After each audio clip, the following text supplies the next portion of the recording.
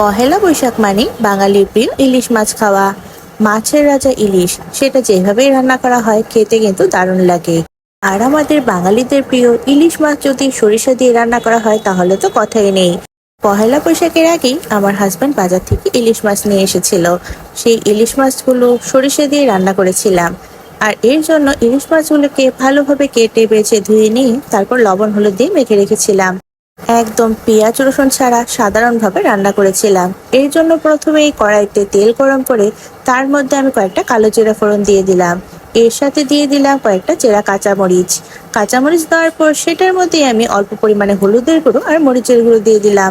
হলুদ আর মরিচের গুঁড়োগুলোকে তেলের মধ্যে ভালোভাবে ভাজা ভাজা করে নিয়েছিলাম, যেন মশলার কাঁচা গন্ধটা চলে যায়।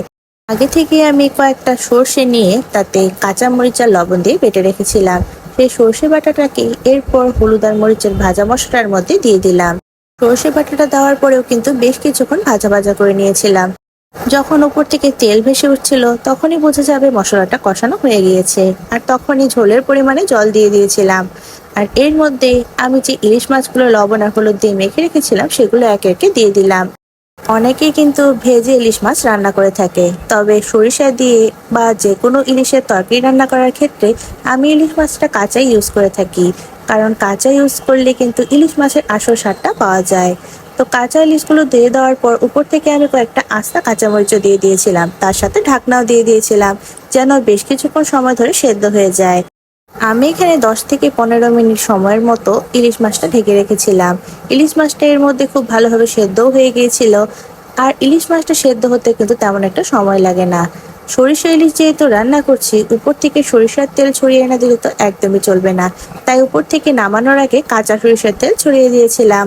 সরিষার তেলটা উপর থেকে দেওয়ার পরে কিন্তু আমি সাথে সাথে ঢাকা দিয়ে রেখেছিলাম আরো বেশ কিছুক্ষণের জন্য। কারণ ঢাকা দিয়ে রাখলে কিন্তু সরিষার তেলের যে ফ্লেভারটা থাকে সেটা মাছের ভিতরে খুব সুন্দর করে ঢুকে যাবে। পেঁয়াজ রসুন ছাড়া একদম সাধারণ সরিষা বাটায় সরিষা ইলিশ একদম রেডি। ইলিশ মাছ আর সরিষা বাটা এই দুটো থাকলে কিন্তু আর কোনো মশলার কোনো প্রয়োজনই হয় না। এটা একাই 100। এক থালা গরম গরম ধোয়া ওঠা ভাতের সাথে যদি এমন সরিষা ইলিশের সাধারণ তরকারি থাকে তাহলে সেদিনের খাবারটা কিন্তু একদমই জমে যায়। কারণ এই সাধারণ তরকারিটাই খেতে কিন্তু অনেক বেশি অসাধারণ। মাছের রাজা ইলিশ, তাও আবার সরিষা বাটা দিয়ে রান্না করা, গরম ভাতের সাথে আমাদের বাঙালিদের আর কি চাই। পহেলা বৈশাখ স্পেশাল সরিষা বাটায় সরিষা ইলিশের এই সিম্পল রেসিপিটা তোমরা চাইলে তোমাদের বাসায় অবশ্যই ট্রাই করে দেখতে পারো। আমাদের বাঙালিদের জন্য গরম গরম এক থালা ভাতের মধ্যে এমন মজাদার সরিষা ইলিশ থাকলে আর কিছুই লাগে না। পহেলা বৈশাখ স্পেশাল ইলিশ মাছের এই সরিষা ইলিশের রেসিপিটা তোমাদের কাছে কেমন লেগেছে অবশ্যই কমেন্ট করে জানাতে পারো। টাটা সবাইকে।